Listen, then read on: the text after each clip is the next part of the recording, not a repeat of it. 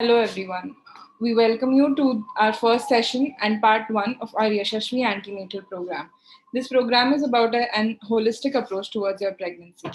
In today's session, we have with us our team of experts who are going to talk on topics as follows: Pregnancy and COVID by Dr. Chaitanya Ganpule, brief idea about normal delivery and C-section by Dr. Meghna, breastfeeding and lactation care by Dr. Aarti, and nutrition during lactation by Avanti. The part 2 of the session will be conducted on Saturday, which will cover topics such as labor analgesia, coping with postpartum blues, labor coping exercises, and newborn baby care by another team of experts. So, I call upon Dr. Ganpulli to start with this part.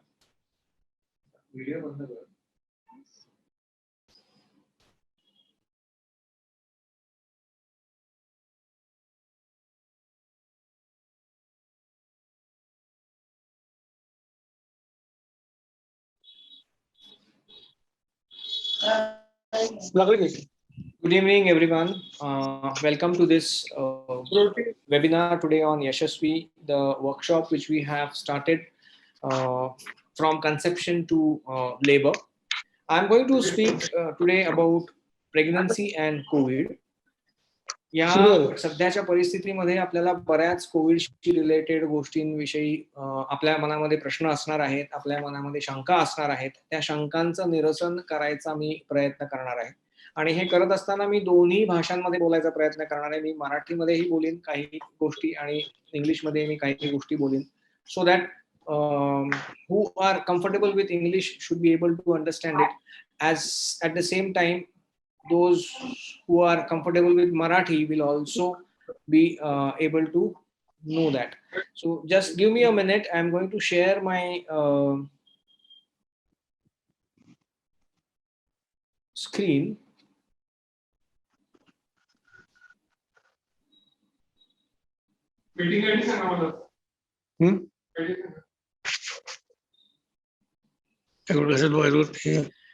Okay, so most of you who have joined today are now in your last few days of pregnancy, and you are likely to deliver. You are going to have the joy of being a mother and a parent for both of you.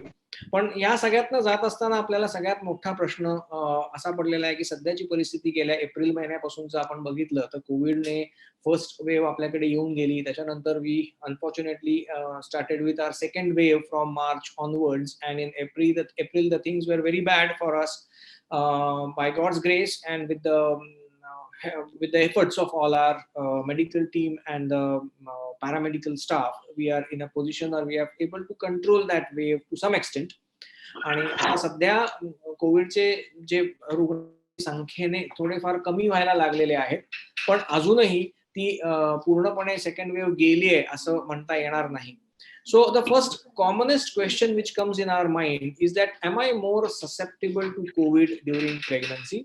And it's quite natural that you will have this question in your mind, because pregnancy is an immunocompromised status wherein the immune response of the body is reduced a bit. आणि त्याच्यामुळे आपण कोविडला जास्त susceptible आहोत का, आपल्याला Covid जास्त होईल का इतरांपेक्षा, because we are pregnant? That is the first question which comes in our mind. Luckily the answer to this is no. You are not more susceptible to COVID because you are pregnant. Now, there are lots of studies which have been done worldwide, and all of them have proven that because you are pregnant, you are not more susceptible to COVID. However, if you get COVID during pregnancy, the course of the disease and the course of the pregnancy may change a little bit as compared to those who are non-pregnant. But since I am pregnant, am I more susceptible to COVID? No, the answer is no. So it's a good thing that has come out. The second commonest question which comes in our mind is, what if I become COVID positive? The first and the foremost thing which I would like to tell you that even if you become COVID positive in pregnancy, don't panic. We all are there to help you in all the way to tide over the problem and get you out of the situation safe and healthy. So एक गोष्ट आपल्याला याच्यामध्ये लक्षात ठेवली पाहिजे की almost 75 to 80% of women who are pregnant and get Covid are asymptomatic. So only 15 to 20% of women need or are symptomatic, out of which some of them will need a hospital admission. पण overall थोडासा ICU मध्ये admit होण्याचं प्रमाण हे pregnant patients मध्ये जास्त आहे. पण जेव्हा मी म्हणतो की ICU मध्ये ऍडमिट होण्याचं प्रमाण पेशंट्स मध्ये जास्त आहे प्रेग्नंट पेशंट्स मध्ये, त्याच्यामध्ये एक महत्वाची गोष्ट आपण लक्षात ठेवली पाहिजे की प्रेग्नंट असल्यामुळे ICU ला ऍडमिट करण्याचा थ्रेशोल्ड ज्याला आम्ही म्हणतो आमच्या भाषेमध्ये, तो थ्रेशोल्डच कमी आहे. म्हणजे ज्या नॉन प्रेग्नंट पेशंट्स मध्ये किंवा नॉन प्रेग्नंट किंवा मेल्स मध्ये त्याच सिच्युएशन मध्ये असलेल्या एखाद्या पुरुषाला किंवा एखाद्या नॉन प्रेग्नंट स्त्रीला आम्ही कदाचित ICU मध्ये ऍडमिट करणार नाही किंवा फॉर दॅट मॅटर ऍडमिटही करून घेणार नाही हॉस्पिटलमध्ये. पण ती जर प्रेग्नंट स्त्री असेल तर तिला ऍडमिशन करायच्या मागे थोडासा आमचा ओढा असतो, कारण तिला लवकरात लवकर ट्रीटमेंट चालू व्हावी, तिला लवकरात लवकर गोष्टी मिळाव्यात, या कारणाकरता आम्ही ते करत असतो. त्यामुळे that is the reason why there is an increased tendency towards getting these patients admitted in the hospital at a little early stage and may be even admitting them to an ICU even at an early stage. Therefore, overall, but एक गोष्ट मात्र नक्की लक्षात ठेवायला पाहिजे आपण सगळ्यांनी की because we have pregnancy along with COVID, has it increased the mortality or death rate? No, it's not.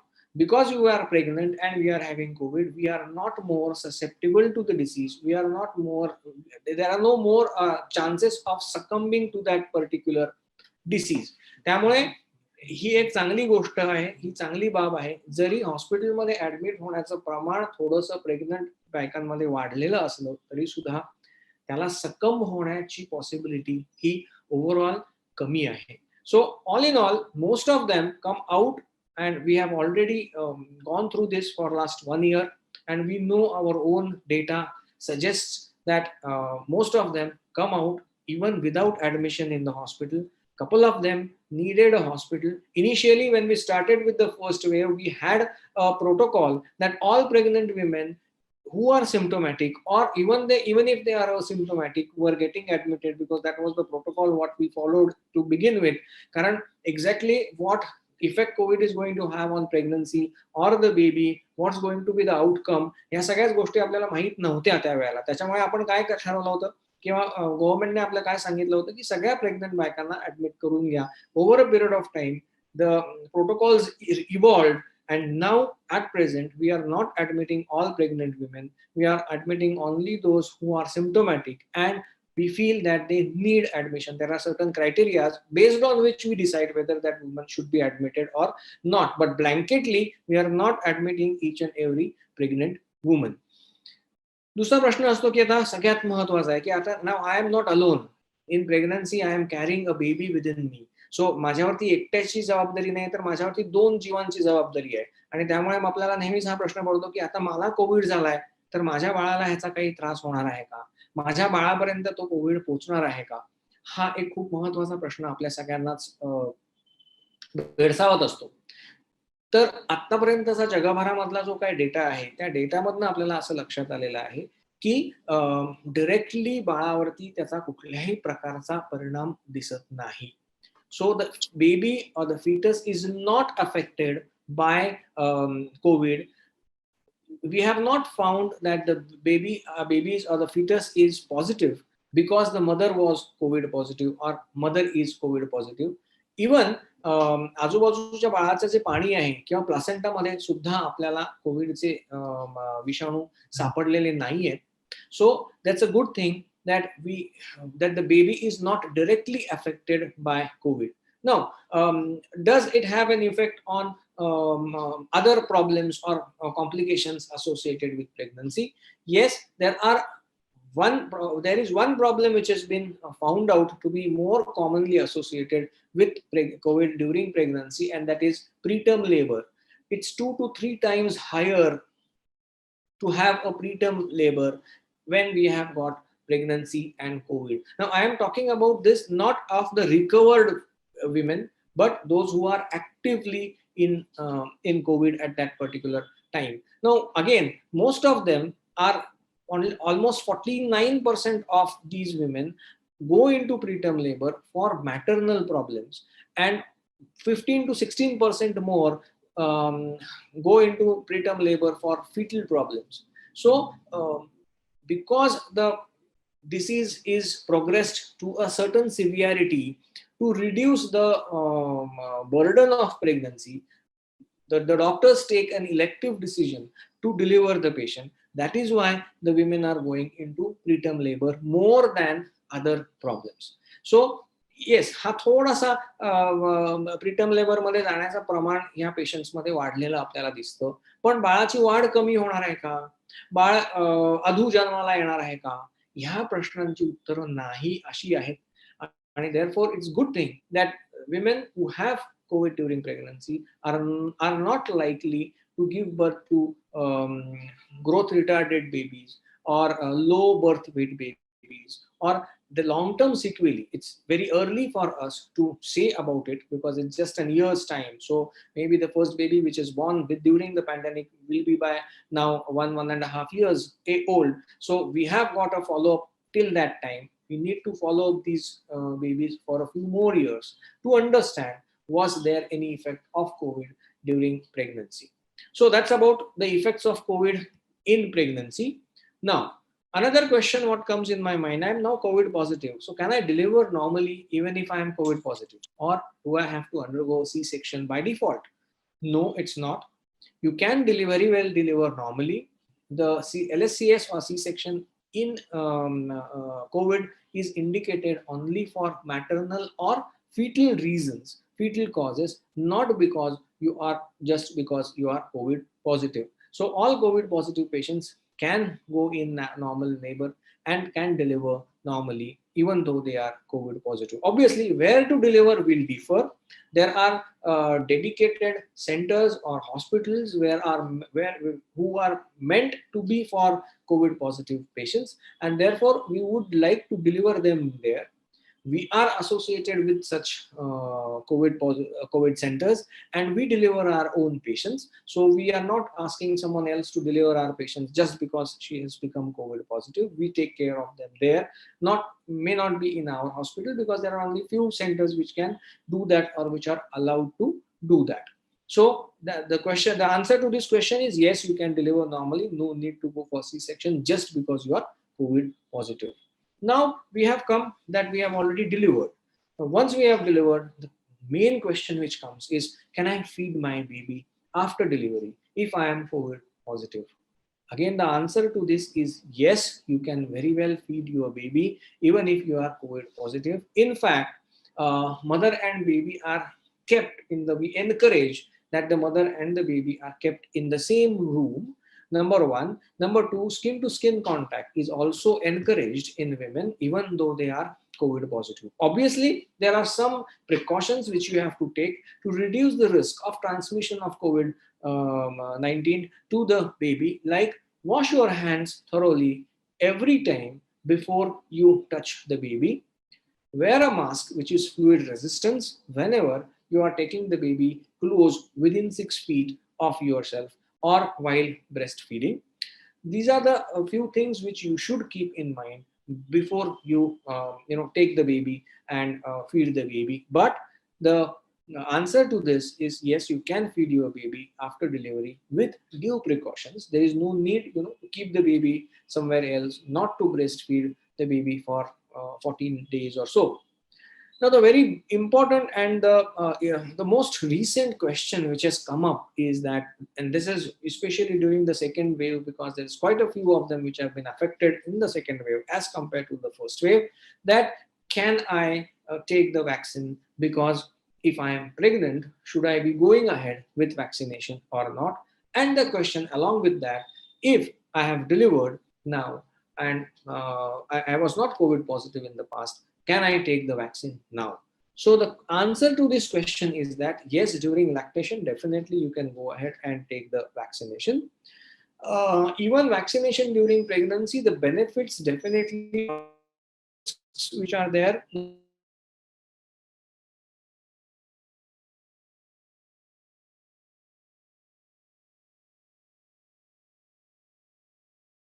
during pregnancy, and they have not found any side effects on the mother or the child. But these studies have been done with vaccines which are available in their country. The vaccines which are available in our country are different than those who are that are available in these countries, and therefore, as of today, our government has not allowed us to vaccinate women during pregnancy. But we are hoping that it will soon come as a guideline from the government, and we would be able to vaccinate the pregnant women as well. But if you see the logic behind it, yes, definitely we can vaccinate even pregnant women. That's the key question which is coming in our mind at present. Lactation, as I already told you, that yes, we can go ahead and do a vaccination during lactation.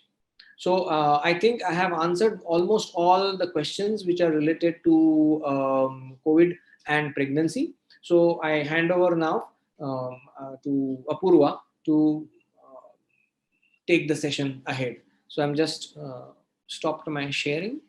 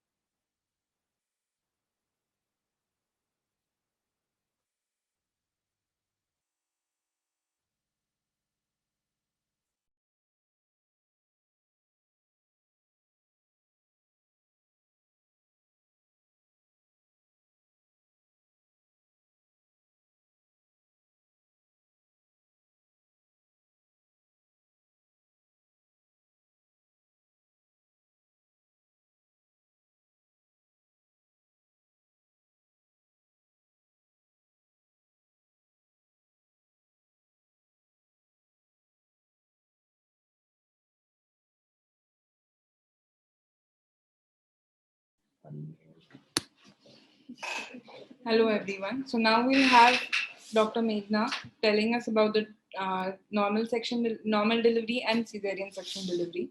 So I'll just shortly share the screen.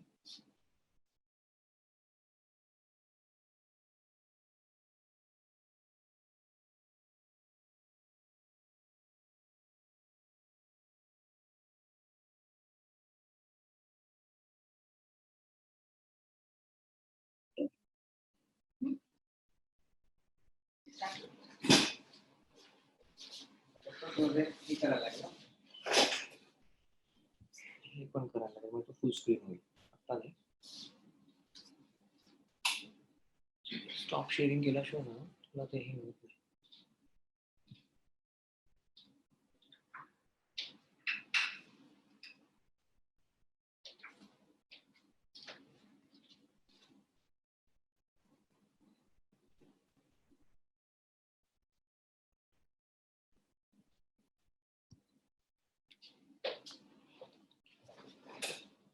Hello.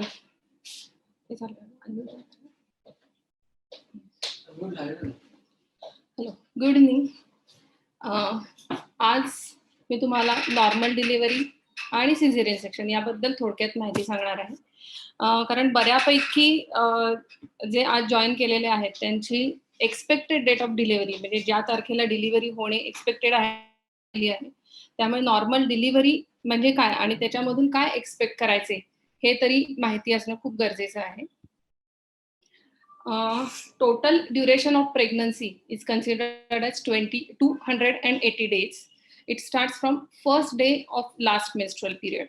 म्हणजे जेव्हा period आलेले असतात त्याच्या पहिल्या दिवसापासून total 280 days म्हणजे 40 weeks ही total प्रेग्नन्सीचं duration आहे. If the delivery occurs before 37 completed weeks, it is called as preterm delivery. And full term delivery, it occurs between 38 to 42 weeks. and post death delivery it is called as if the delivery takes place after 42 weeks. पण डिलिव्हरीच्या pens ज्या असतात त्या प्रत्येक वेळेला जर पोटात दुखलं याचा अर्थ डिलिव्हरीच्या काळा सुरू झाल्या असा होत नाही. कधी कधी त्या लेबर पेन्स पण असू शकतात. So how to differentiate between false labour pains and true labour pains. So there are some typical characteristics of false labor pains. These are also called as Braxton-Hicks contractions. These are irregular. म्हणजे त्याच्यामध्ये काही असं fix pattern नाही आहे किंवा ठराविक वेळानंतर येतील, दर 5 मिनिटांनी येतील असंही नसतं. कधी 5 मिनिटांनी येतील, कधी 1 तासांनी येतील, कधी दिवसभरात एखादं किंवा दुसरंच कॉन्ट्रॅक्शन येईल. पण हे पोट टाईट होणे या गोष्टी त्याच्यामध्ये होऊ शकतात. There is no pattern of typical consistency. It is body's way of getting you ready for real thing. आणि काही काही गोष्टी आहेत की ज्या केल्यानंतर या कॉन्ट्रॅक्शन्स जे आहेत किंवा हे दुखणं जे आहे ते कमी होऊ शकतं. म्हणजे थोडीशी विश्रांती घेतली और if you change your position then these labor pains may decrease. Then it is false labor pains. But how to differentiate and how to know whether it is true labor pain? So true labor pains, these are repeated contractions at regular intervals. थोड्या वेळानंतर परत कॉन्ट्रॅक्शन्स येतात आणि हे continuous चालू राहतं. These get stronger with time. जसा जसा वेळ प्रोग्रेस होतो तसा तसा या कळा आहेत त्या जास्त जोरात येतात. Along with that there is passage of mucus plug. म्हणजे थोडासा व्हाईट डिस्चार्ज, कदाचित त्याच्यामध्ये थोडंसं ब्लड मिक्स, हे वजायनल डिस्चार्ज होऊ शकतं. आणि या ज्या कळा आहेत नॉर्मल लेबर पेन्सच्या या start from back and move to the front and it may be associated with leaking. त्याच्यामध्ये कधी कधी बाळाच्या भोवतीचं जे ॲम्निओटिक फ्लुइड असतं ते पण लीक होऊ शकतं. And when you are admitted in the hospital the doctor will examine you periodically, physical examination, and that shows cervical dilatation. या सगळ्या गोष्टी जर असतील then it is true labour pain. Okay, सगळ्यात महत्वाचा प्रश्न आहे की how to differentiate between leaking of amniotic fluid or passage of urine. कारण खूप वेळा असं होतं की खूप जणी सांगतात की लक्षात येत नाहीये की बाळाच्या भोवतीचं पाणी जात आहे की युरिन पास होतीये किंवा विदाउट नोईंग युरिन पास होतीये, पण ऍक्च्युअली ते बाळाच्या भोवतीचं पाणी जे असतं ते जात असतं. सो सडन गश ऑफ फ्लुइड और trickle of fluid that leaks steadily, this is characteristic of leaking and it is इनव्हॉलंटरी. जर युरिन पास होत असेल तर त्याच्या आधी काहीतरी ब्लॅडर फुल होण्याचं सेन्सेशन येतं की युरिन पास करायची आहे. You might go to washroom, पण जाईपर्यंत कदाचित जर कपडे ओले झाले तर दॅट मे बी युरिन. पण otherwise if you don't feel like passing urine and still there is leaking then it is leaking of amniotic fluid. It is generally clear or straw coloured fluid. It is odourless. It may occur after physical exertion and mostly it occurs during night. Okay, हे सगळं तर झालं. पण आता याच्यानंतर actual labour म्हणजे काय आणि त्याच्यामध्ये काय काय स्टेजेस असतात हे पण माहीत असणं तेवढंच गरजेचं आहे. कारण हे जर माहीत असेल तर त्यानुसार मनाची तयारी झालेली असते की आता याच्या पुढे आपल्याला कोणत्या कोणत्या गोष्टी फेस करायच्या आहेत. आता ह्याच्यामध्ये लेबरमध्ये 4 स्टेजेस असतात. First stage is latent labour or active labour. Second stage त्याच्यामध्ये सर्विक्स म्हणजे पिशवीचं तोंड असतं ते पूर्ण उघडून बेबी डिलिव्हरी होते. Third stage till delivery of placenta and fourth stage is recovery. Okay, first स्टेजचा पहिला पार्ट जो असतो that is latent labour. This is beginning of first part of labour. It may take from 12 to 18 hours. Some may not feel the latent feels. कधी कधी काय होतं की लक्षात येत नाही, थोडंसं दुखतंय पण कळा आहेत असं वाटत नाही, त्यामुळे कळत नाही की कळा सुरू झालेल्या आहेत. But the thing is that याच स्टेजला तुम्हाला हॉस्पिटलमध्ये येणं गरजेचं आहे. कारण काय होतं की अगदी खूप जोरात कळा सुरू झाल्यानंतर जर तुम्ही हॉस्पिटलमध्ये येऊ लागलात तर त्यावेळेस कदाचित खूप गडबड होण्याची शक्यता असते. त्यामुळे when you feel that the labour pains have started, the thing is that you have to contact your doctor. Then in latent labor you can keep moving, keep yourself hydrated. Breathing exercises जे आपल्या physiotherapist तुम्हाला सांगणार आहेत, those really help during latent labor and active labor. And the important thing is during latent labor there are mild contractions, so you can very well tolerate those mild contractions. त्याच्यानंतरची जी पुढची stage आहे that is active labour. It may last for 4 to 8 hours. ज्या वेळेस पिशवीचं तोंड 4 centimetre पर्यंत open झालेलं असतं आणि तिथून पूर्ण उघडण्याची स्टेज जी असते दॅट इज ऍक्टिव्ह लेबर. या स्टेजमध्ये contractions become stronger, frequent and regular. During this stage water may break and it is fastly occurring progress. During this stage, labor analgesia can be given. About labor analgesia, we will tell you in a session that is going to be conducted on Saturday. And baby's heartbeats are monitored regularly during this active labor. ज्या वेळेस active labour नंतर पुढची stage येते, active labour पर्यंत you can be in your room, but at the end of active labor, we shift you to the labor room. During second stage, cervix is fully dilated and up to delivery of baby. It may last up to 2 hours. During this stage, you will have urge to push down. And during this stage, the breathing exercises help you the most. You can choose your comfortable position for delivery of the baby. And during this stage, episiotomy will be given. I'll just tell you about this comfortable position and episiotomy. Okay. Any position that is comfortable to you, he तुम्ही choose करू शकता. At the time of delivery, we generally prefer supine or lithotomy position. Supine म्हणजे proper पाठीवरती झोपलेले असता तुम्ही, आणि lithotomy म्हणजे you are at the end of the table and your legs are held with support. So तुम्हाला काहीच कष्ट करावे लागणार नाहीये, just you have to relax. But this is for the delivery of the baby. Otherwise during latent labour and during active labour you can choose the position you want, like sitting, standing, kneeling, squatting, or all fours. Okay. Episiotomy. Episiotomy म्हणजे काय? तर episiotomy मध्ये it is a surgical cut made in the perineum during childbirth. आता हा एपिझिओटॉमीचा cut प्रत्येक स्त्रीला घेणं गरजेचं आहे का? सो हे दिस डिपेंड्स अपॉन यू. पण हे ह्याच्यामधले पॉझिटिव्ह आणि निगेटिव्ह गोष्टी आता मी तुम्हाला सांगते, त्यानुसार यू कॅन चूज की एपिझिओटॉमी घ्यायची आहे की नाही घ्यायची आहे. It is used to enlarge the vaginal opening before the delivery of your baby, and it is always better than vaginal tears. The thing is that at the time of delivery, baby's head comes out. At that time, there is a big possibility of vaginal tears, and those vaginal tears are irregular.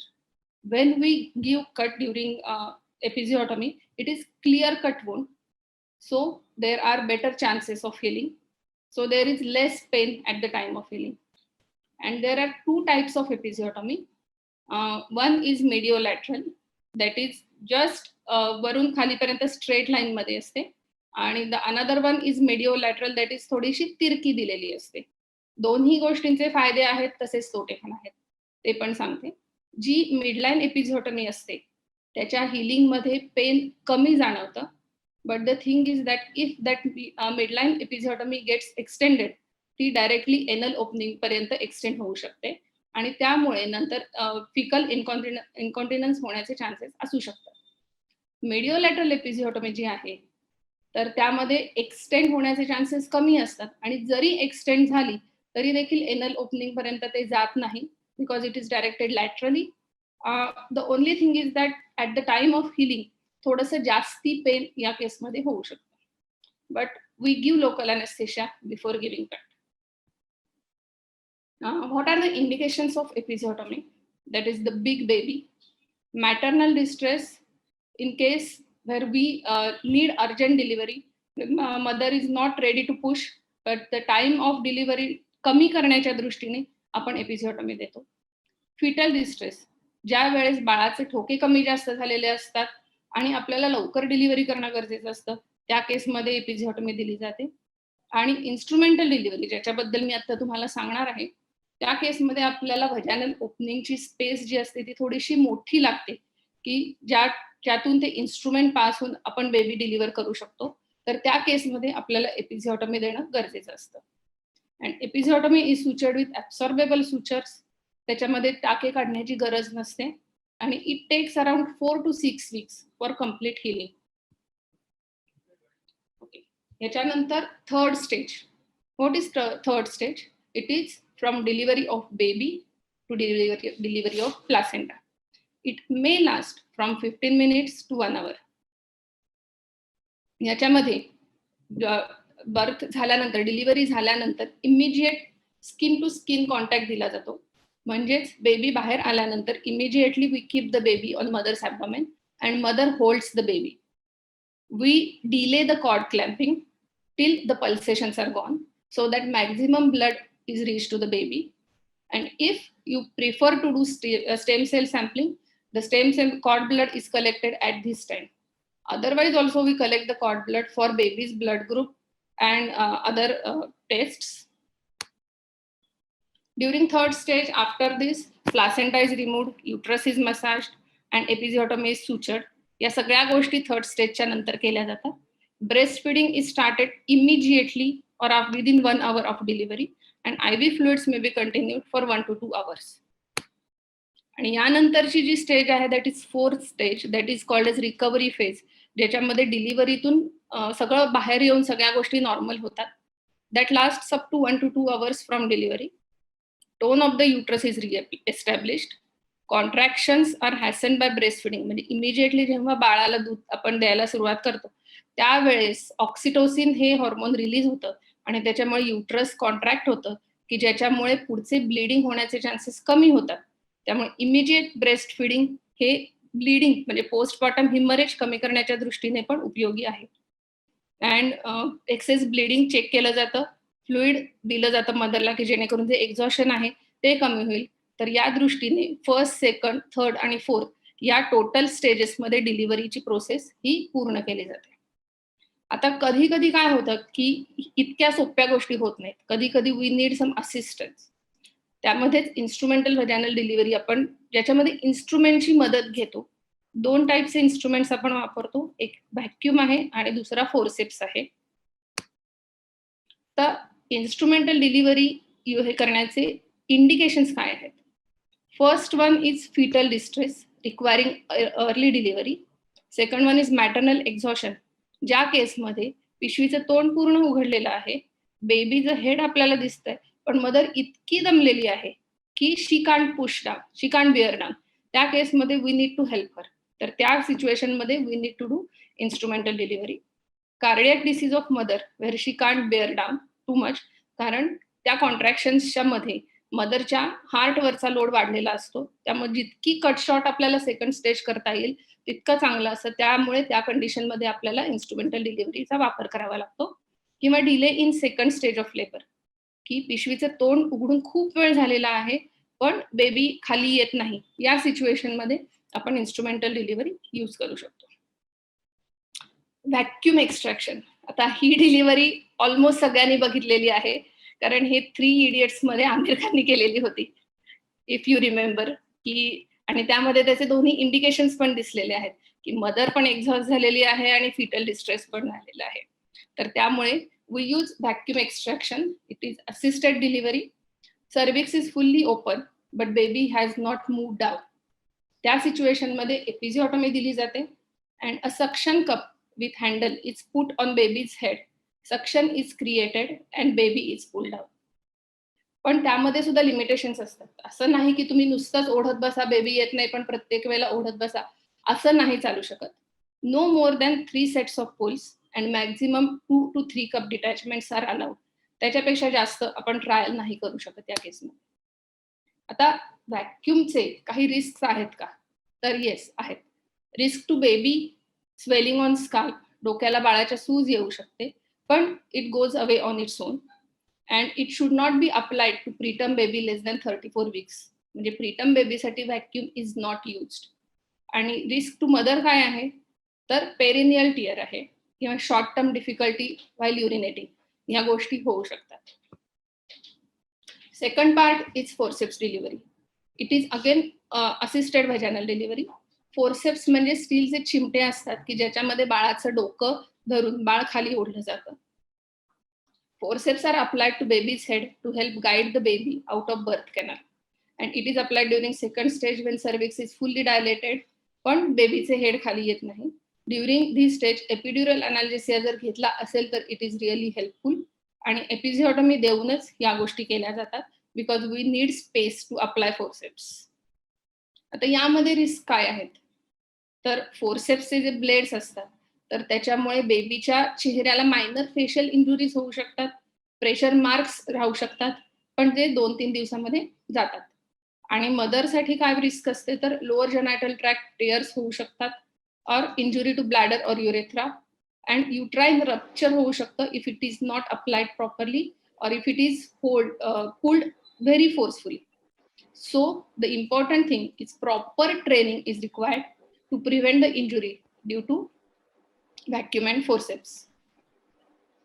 आणि आपल्या यश IVF मध्ये vacuum आणि forceps या दोन्ही गोष्टी अगदी यशस्वीरित्या वापरल्या जातात. आता या केसमध्ये कसं आहे की जरी तुम्ही फोर्सेप्स वापरलं, व्हेंटूज वापरलं, तरी देखील खात्री आहे का की प्रत्येक बेबीची डिलिव्हरी होईल, तर नाही. त्याच्यामध्ये सुद्धा फेल्युअर होऊ शकतं. का होऊ शकतं, if the head is higher and even after 3 pulls of vacuum और forceps application baby is not delivered, तर doctor may take the decision of caesarean section. तर सिझेरियन सेक्शन काय आहे, तर it is a surgical procedure in which the baby is delivered through an incision in mother's abdomen. Sir जवळजवळ 45 minute ते 1 तास हे लागू शकतात caesarean सेक्शनसाठी.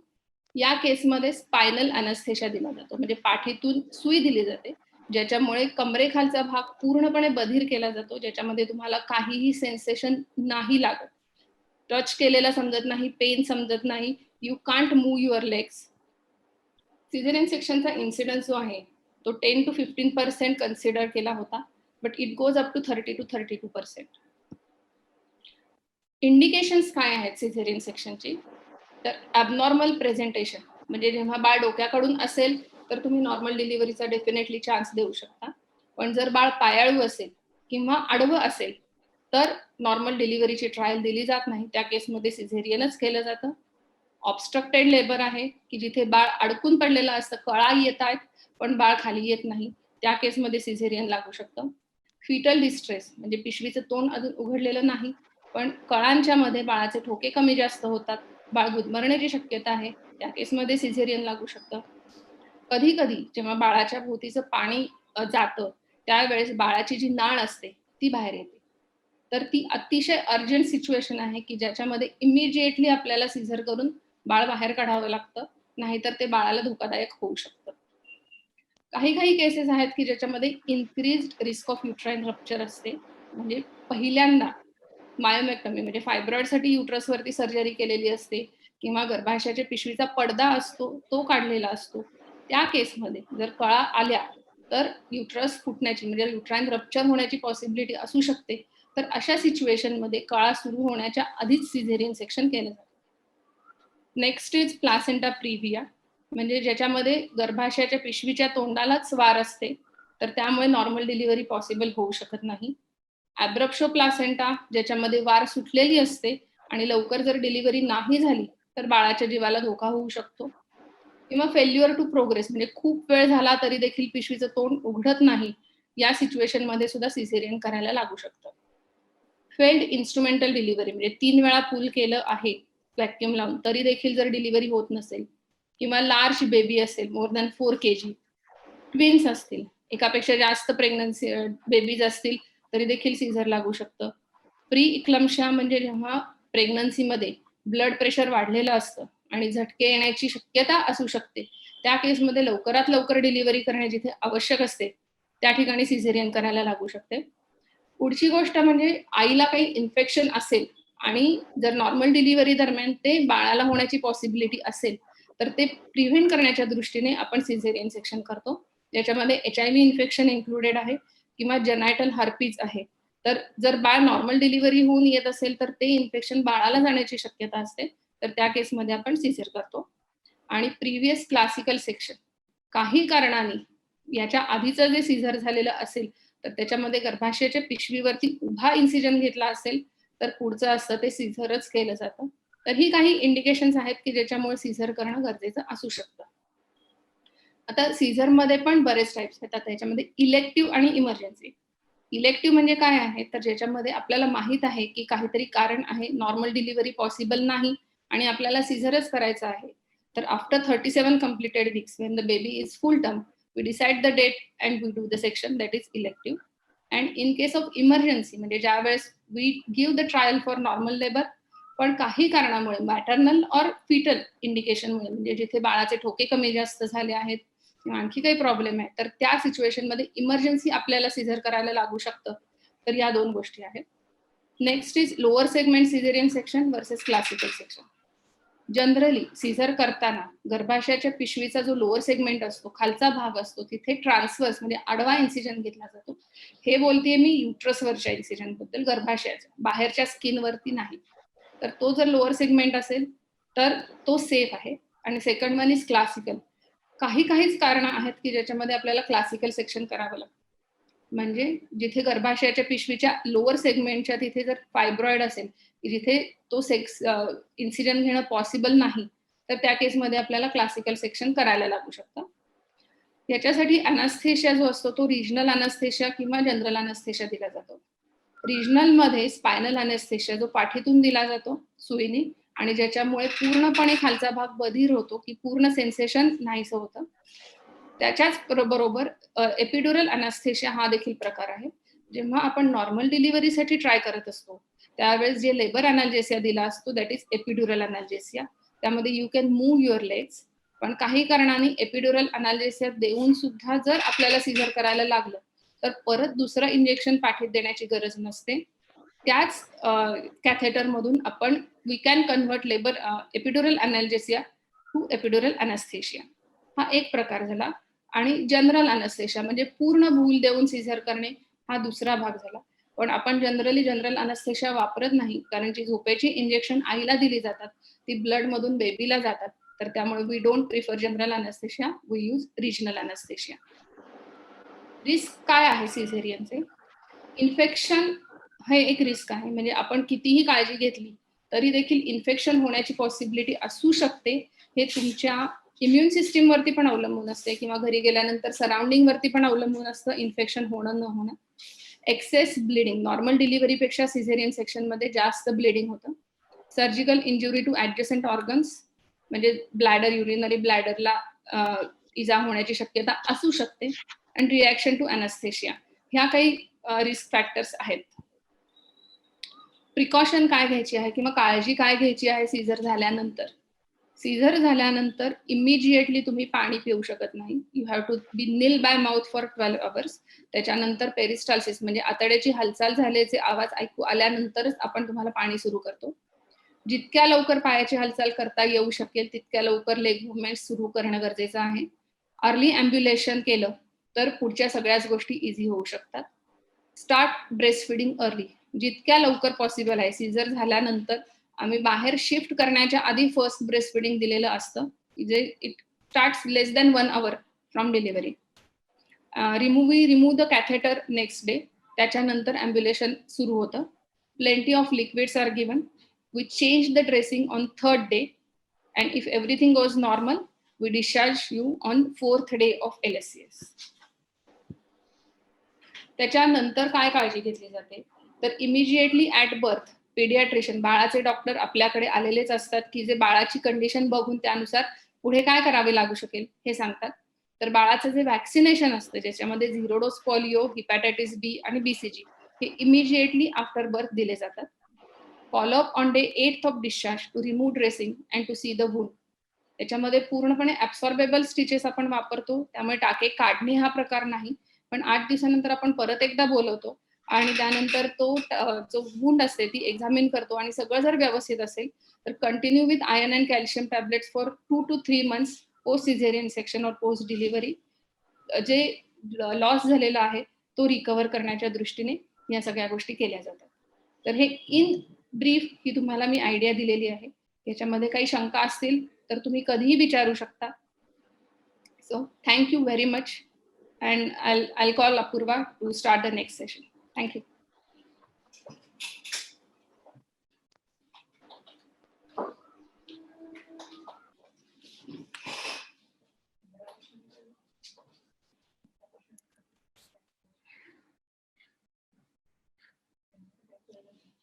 Hello. So I hope this was pretty informative. You got your queries solved. If you have any other queries, you can always contact Dr. Meghna. Now I'm calling upon Dr. Aarti to talk about breastfeeding and breast care.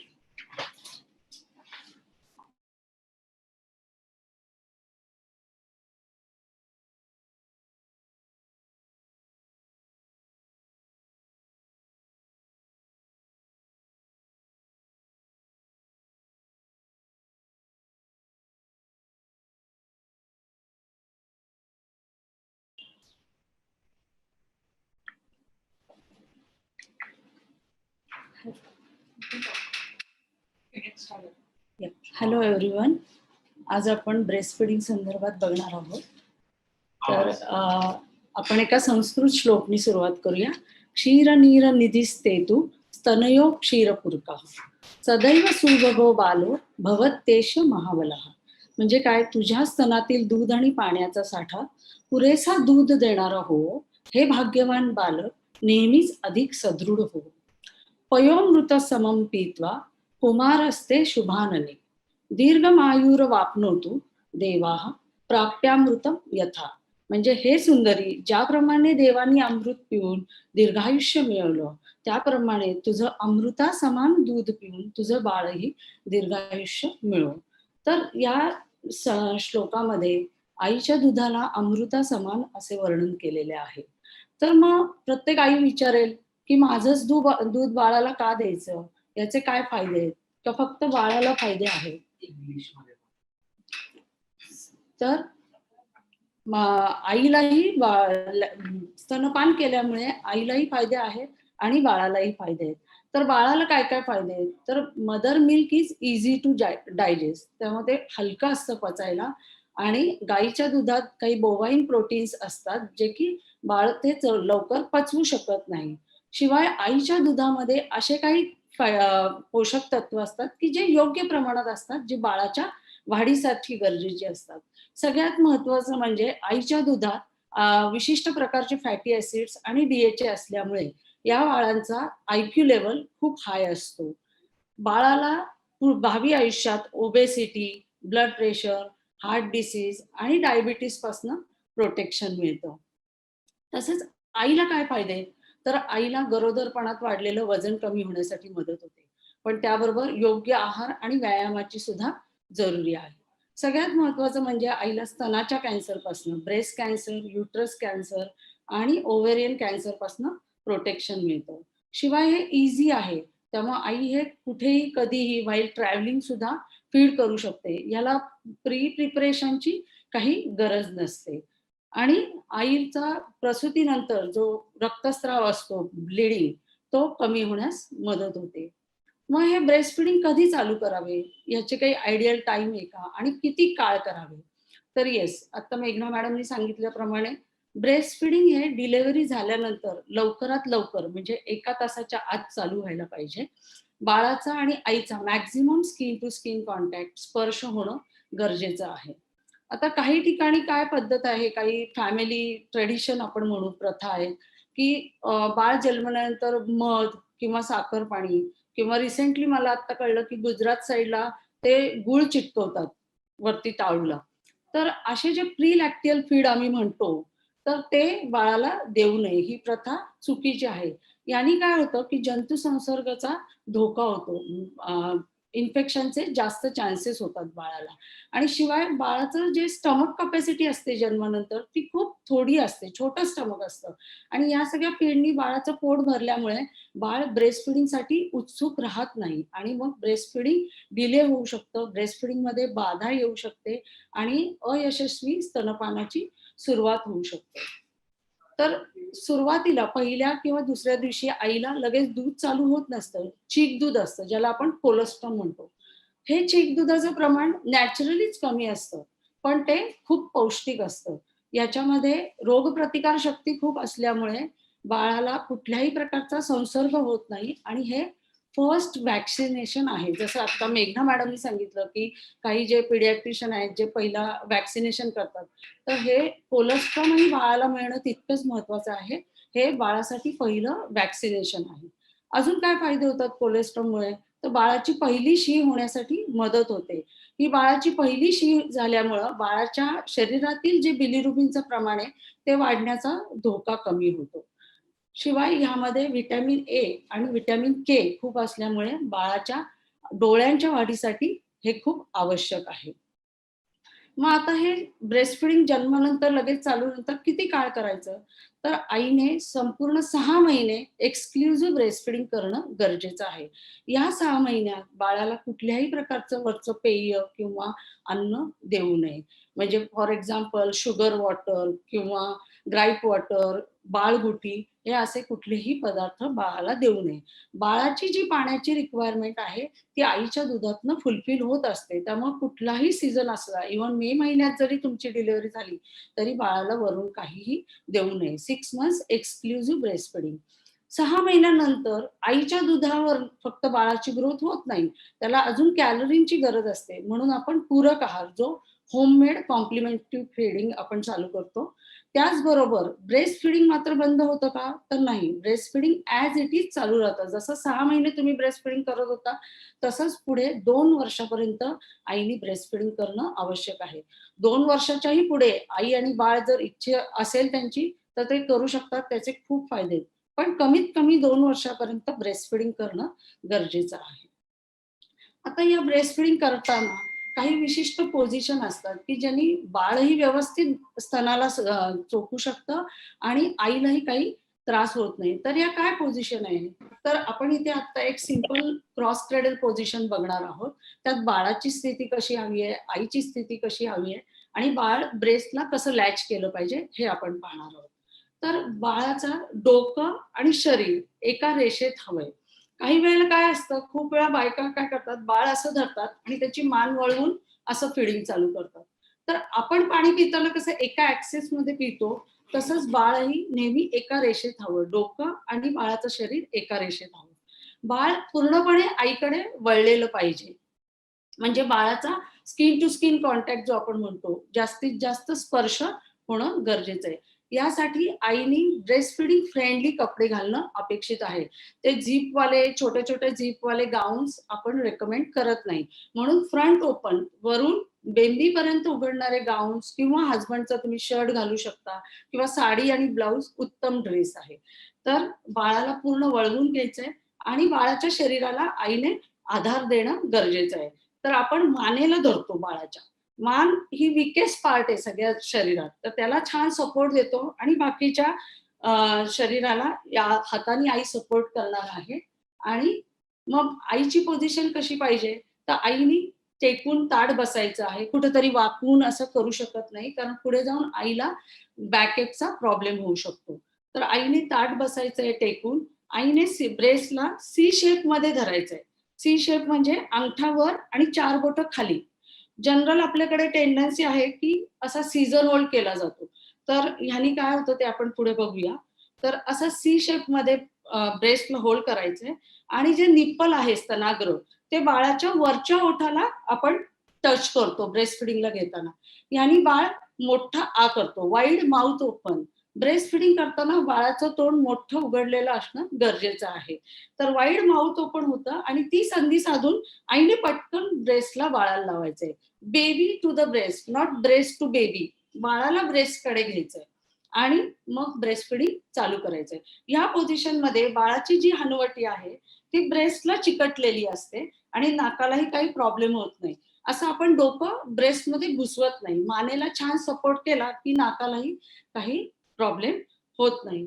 जर कुणाला twins baby असतील तर त्यासाठी सुद्धा football hold म्हणून position आहे.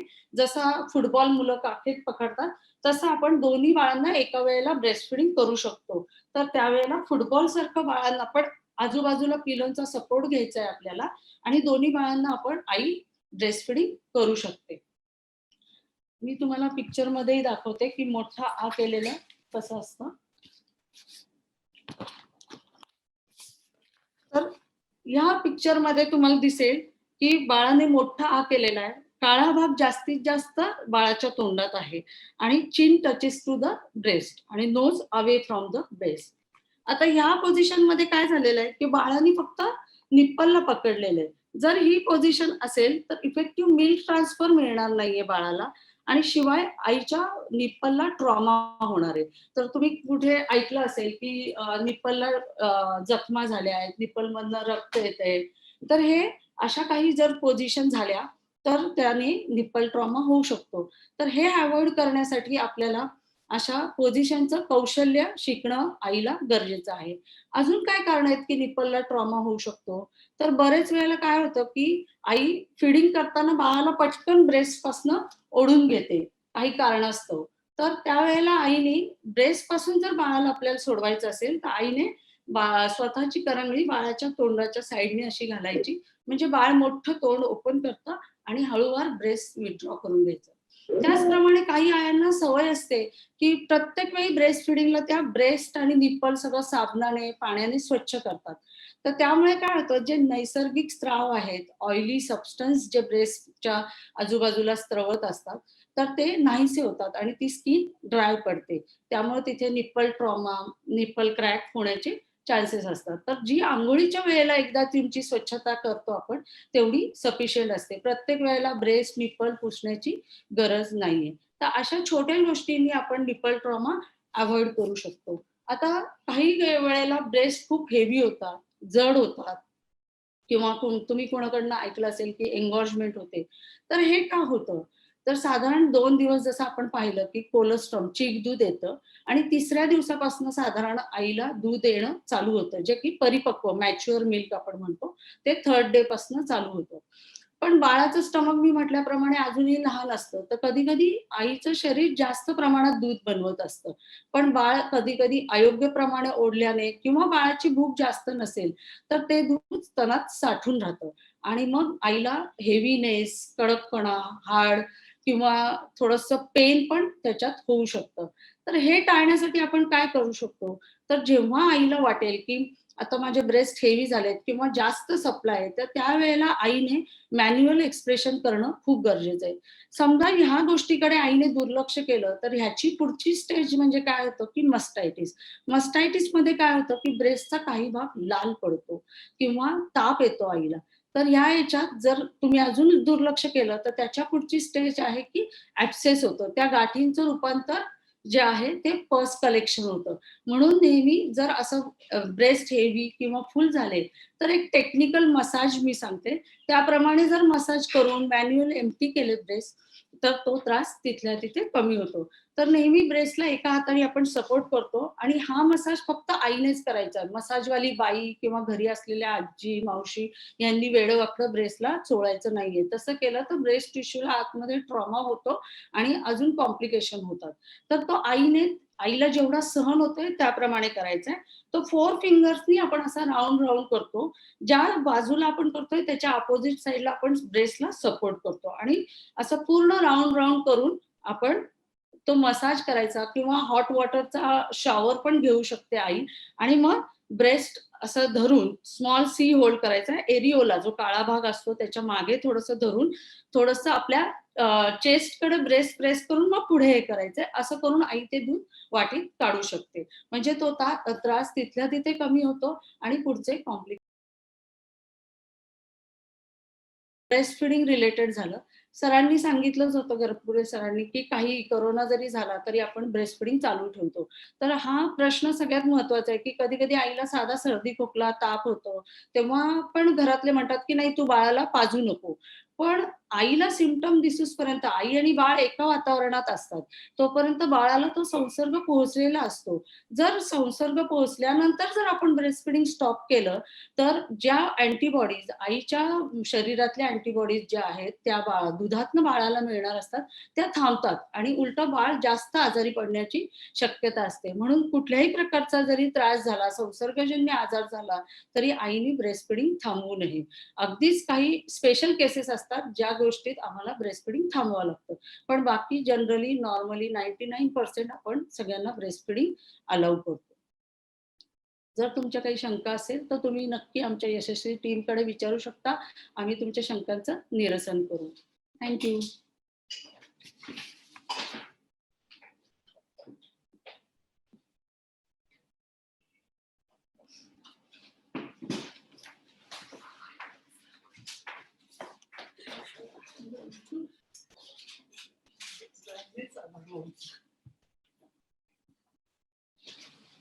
Hello everyone. I hope this sorted all your main issues with breastfeeding. If you have any more queries, you can always contact us. Now I'm calling upon Avanti ma'am, who is going to talk about nutrition during the lactation period.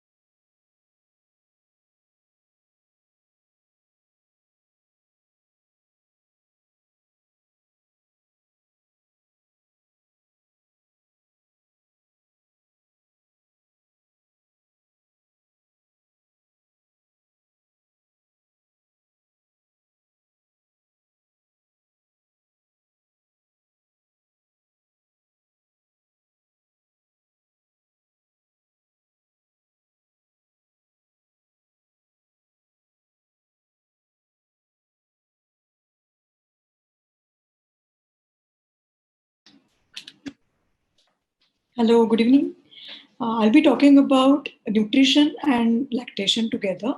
So let me share the presentation first.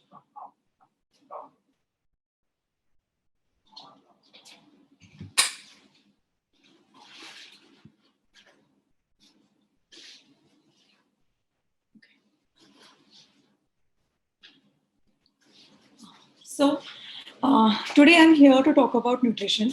As we know, like for 2 trimester, we have been taking care of food and nutrients. We are focusing on nutrients. So we know that already we are on right track. But when we enter into trials, the last trimester, we need to focus on few things which will enhance the lactation, because ultimately lactation is going to help us for better milk secretion, and the food which is going to influence better milk secretion. So let me start. सुरुवातीला आपण काही गोष्टी बघणार आहोत की factors which are going to affect volume and composition of milk. These are the very crucial factors which will influence your milk production. First is the fat and energy concentration of mother's breast milk is significantly related to her fat storage.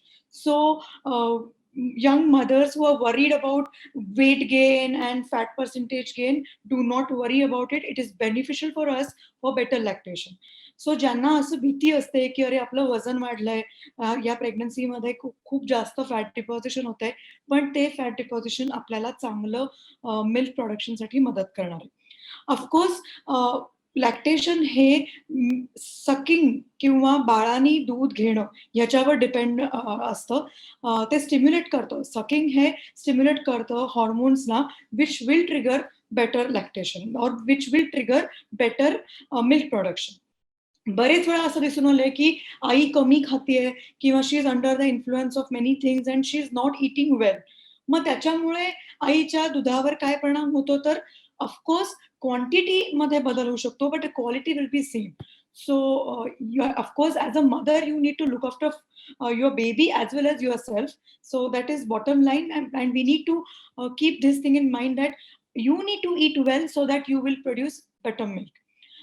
Milk depend जर lactose, protein, calcium, iron, copper, fluorine, these are the ingredients which are there in the milk itself. So त्याच्यासाठी काही specifications नाही करायचे आपल्या डाएटमध्ये. पण जेव्हा आपण चांगलं दुधाचा विचार करतोय, we need to keep focus on foods which are rich in selenium, iodine, vitamin B12, because they will be there in the milk itself. So त्याच्यासाठी आपल्याला थोडंसं फोकस ठेवावं लागेल food इंटेकवर, so that we will reach these demands. Okay. Milk production by the mother may also be affected by inadequate fluid intake. So there are times that mother doesn't wish like having more water, or she is having dry food more often rather than going for food which contains dals and rasam, broth, soup preparations. So that time it can cause and influence milk production. So I will always recommend more consumption of liquid foods to enhance milk production. बरेच वेळा आई कोरडं खाते किंवा तिच्या खाण्यामध्ये liquid पदार्थ खूप कमी आहेत, जसे डाळी आहेत, उसळी आहेत, आमटी आहे, तर त्याचा परिणाम पण इनएडिक्वेट फ्लुइड इंटेकचा पण परिणाम होऊ शकतो. So you can always replenish your fluid storage. You can go for buttermilk, you can go for water, normal water किंवा warm water. You can go ahead with broth, जे आपण सगळ्या भाज्यांपासून किंवा नॉनव्हेज खात असाल तर नॉनव्हेजचे पार्ट्स यूज करून आपण ब्रॉथ बनवू शकतो. So we can choose different options and we can maintain adequate fluid intake. So there are few things we need to consider here when we think about better lactation. First is, of course, we need to meet a general requirement of protein. But when we are lactating, we have to take 25 to 30 grams of excessive protein so that we will give good protein content rich milk to the baby. When we think about diet post pregnancy, there are times that young mothers, they want to concentrate on weight loss also. So they say ki let's avoid everything which contains fat. But that's a wrong concept. We need to change that concept. We need to add good mixture of PUFA and MUFA, and we should restrict saturated fat. So अजिबात असं नाही करायचंय की fat पूर्ण बंद करायचंय आणि नुसतं बॉइल्ड फूड खायचंय. आता असं न करता you can add seeds in your diet, you can add nuts in your diet, you can use different chutney preparations which are made up of sunflower seeds, pumpkin seeds, coconut, groundnut, peanuts. You can use mixture of these. Of course, we need to keep focus on calcium. So for getting more calcium, you can add ragi in your diet. You can add rajgira, that is amaranth. You can add more of curd and paneer, which will give us good calcium from the food itself. Iron is a very influencing factor, so we need to make it sure that lactating mothers are consuming good amount of garden cress seeds. In Marathi आपण त्याला म्हणतो की अळीव. त्याचबरोबर dates, that is खजूर, figs, सुके अंजीर, resins, काळा मनुका, अँड ग्रीन लिफी व्हेजिटेबल्स म्हणजे पालेभाज्या. या सगळ्यांचं एकत्रीकरण करून आपण डाएट घेणार आहोत. Lactating mother should consume at least 1 portion of leafy vegetable daily. It is said that when you cook leafy vegetables, prefer iron vessels so that you will get more iron. And whenever you're going to consume leafy vegetables, just add little lemon on it, because vitamin C will enhance the absorption of iron. Vitamin सीचं absorption वाढण्यासाठी शक्यतो पालेभाज्या बनवताना लोखंडी कढईमध्ये किंवा तव्यामध्ये बनवायच्या आहेत आणि त्याच्यावर लिंबू पिळायचं, म्हणजे त्याचं ॲब्झॉर्प्शन चांगलं होणार आहे. व्हिटॅमिन बी आणि व्हिटॅमिन सी ही वॉटर सोल्युबल विटामिन्स आहेत, सो त्यांचा डेली इंटेक एसेन्शियल आहे.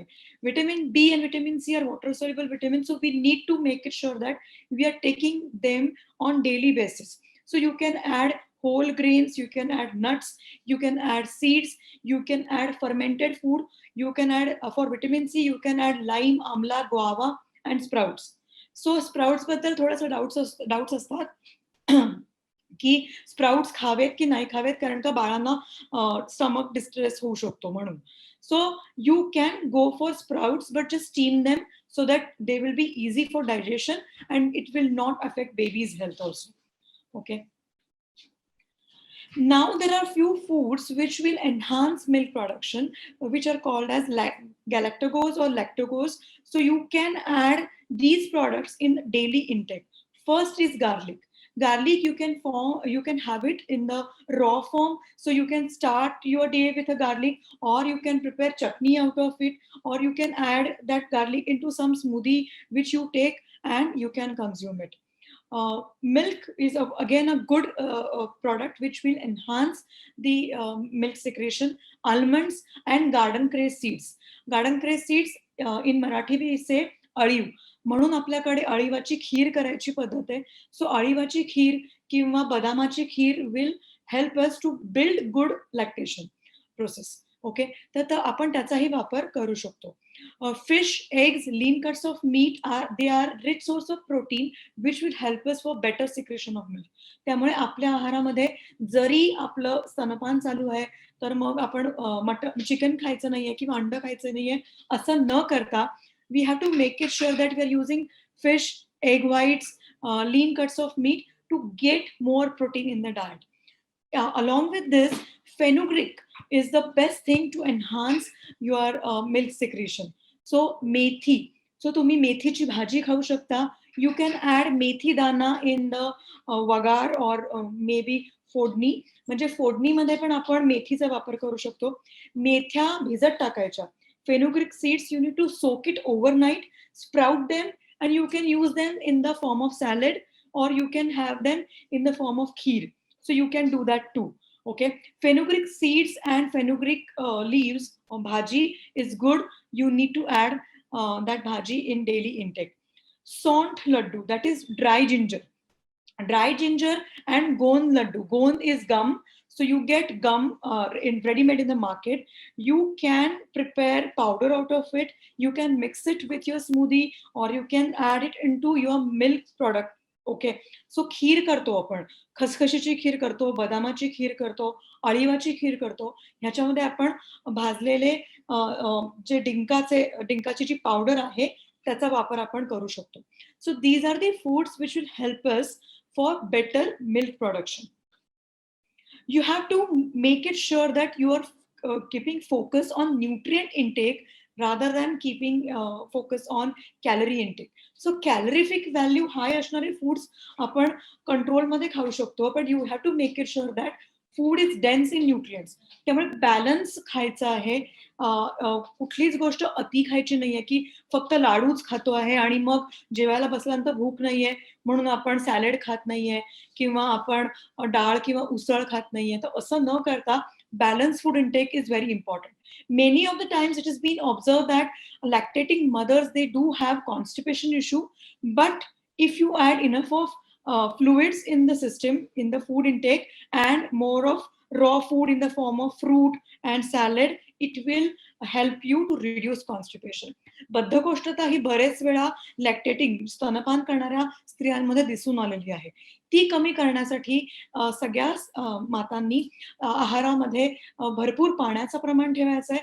त्याचबरोबरीने पालेभाज्या, फळं आणि सॅलड म्हणजे कच्ची भाजी, कोशिंबीर किंवा वाफवून घेतलेली भाजी किंवा सूप जे न गाळता केलेलं सूप आहे याचा वापर करायचा.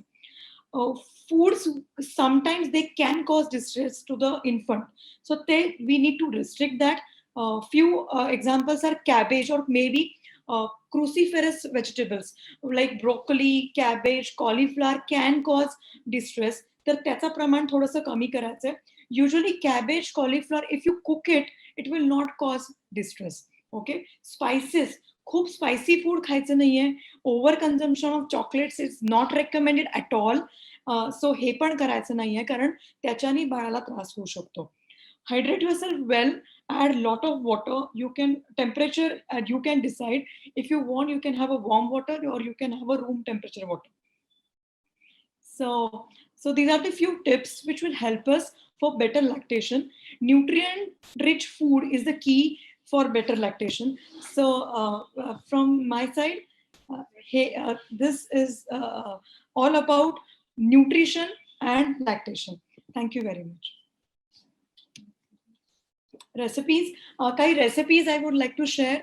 First, very simple recipe. We know garden cress seeds are available everywhere. म्हणजे garden cress seeds म्हणजे अळीव.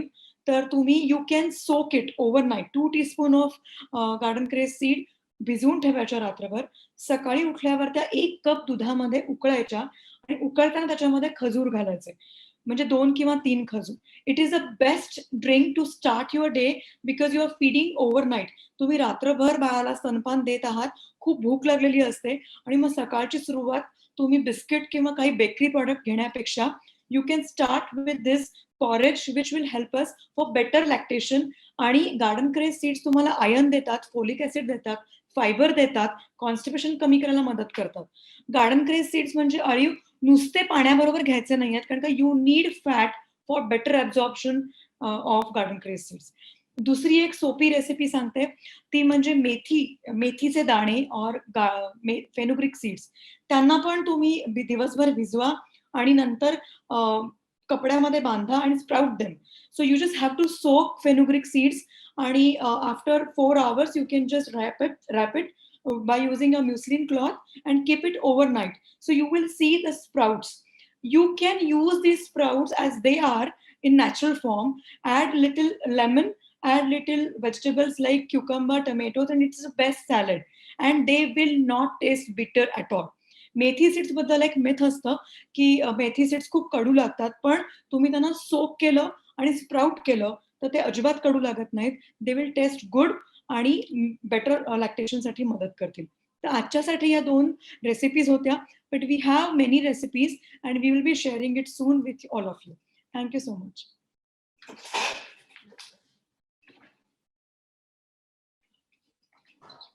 Thank you, Avanti, for that beautiful recipe sharing. I think if someone has got any questions to any one of us, I think they can just unmute themselves and ask them.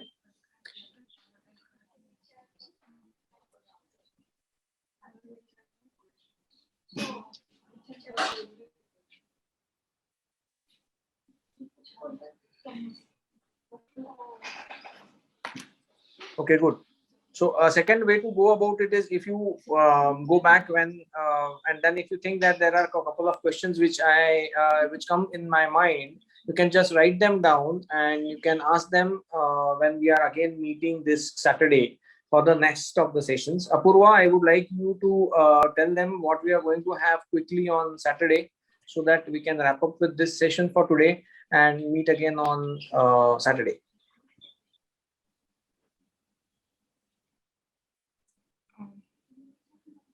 So anyone who has questions can put them in the chat box. Or if you find any difficulties later, you can always contact us at the Pearl Women Hospital's helpline desk, and we'll always be there to guide you. Then this was the part 1 of our session. Part 2 will be held on Saturday on the same time. Part 2 of our session is going to include topics such as labor analgesia, which will be taken by Dr. Manjari Kashyap, who's an anesthetist here. Then we're also going to listen to to Kavita ma'am regarding how to cope with postpartum blues. Then we are also going to learn some labor coping exercises and some breathing techniques, like Dr. Meghna mentioned. They are very essential during the labor time. And we're also going to learn about newborn baby care. We suggest that both the partners are present on this Saturday, so that even the fathers get to know about baby care and how to cope with labor and all that. Thank you. I think there are no questions right now, but you can contact us. Okay. So fine. Thank you, Apurva, and we'll meet again on this Saturday. We will share the link again on Saturday morning or maybe by afternoon. And sorry for the delay for today because this was our first session, so we had some technical glitches because of the rain as well here in our area. So we hope that everything on Saturday goes smoothly without any hiccups and glitches. Thank you so much once again for joining today.